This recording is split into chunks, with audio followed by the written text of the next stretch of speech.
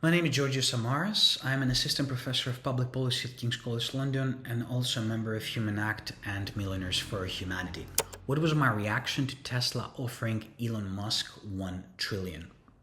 A trillion isn't pay, it's ideology with a ticker, and the number creates drama around the story where private vision claims a rent over collective futures. And the markets, of course, seal it with applause. It's all about the future here. 8.5 trillion valuation, robotaxis by the million, humanoid workers. All these claims preempt tomorrow's surplus. It's fake capital dressed as merit, as success. And the vote also shows us who governs, because we have a version of shareholder democracy, which crowns a single commander and calls that alignment. The compensation here is also constitutional. It isn't just money, it rewrites the firm so one person can set the technical agenda. The rest of course, the workers must live inside. In finance, you might call this incentive. In politics, you should just name it political unchecked superpower. Do I think we could see more trillionaires in the future? Is this a good or a bad thing?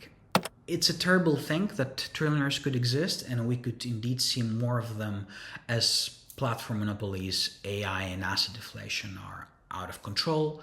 A trillionaire is what basically you get when markets capitalize control over infrastructure, and they convert that social cooperation plus state support in one person's option stack. In this case, Elon Musk. There could be more of them. And this results in tighter private governance of essential systems, weaker democratic leverage of investment priorities, and redistribution valuation. It's unchecked power. It's one person setting the rules of the future and on their terms. What does this say about society? Well, it says that we live in a society where valuation outranks value.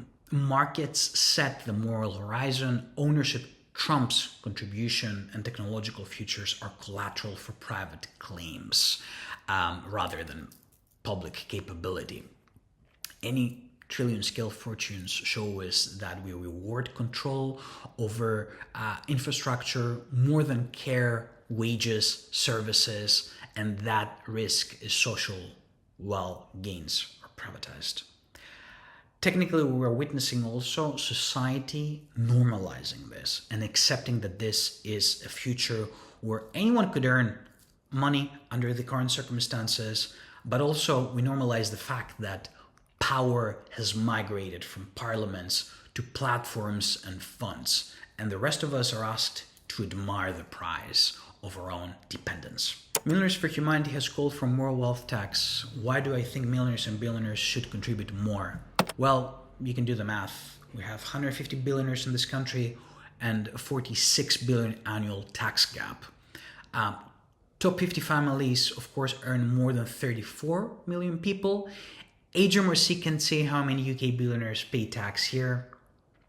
It's an approximately 190 billion pounds billionaire wealth with zero fines for offshore enablers, and Britain has become world's secrecy super spreader. 35 million pounds a day added to UK billionaires' wealth in 2024. All of this creates basically the rise of billionaires full of services and an environment where taxes can be avoided. So why would I like to see in the future from some of the wealthiest in society, and why? I want to see a wealth tax. I'd like to see the wealthiest treat power as duty, not a perk. They have to pay tax where value is created, end secrecy and loopholes, stop purchasing political influence, share ownership and profits with workers, back unions and fair contracts, open up key IP when public money or data underwrote it. In this case, living in a capitalist society, an environment that basically has created those inequalities, means that we need to reverse all of this. And it requires a new radical and very robust model of democracy that doesn't exist. And this can also help democracy enhance its features and institutions, and of course create an environment and a society where inequality will be actively addressed through such interventions.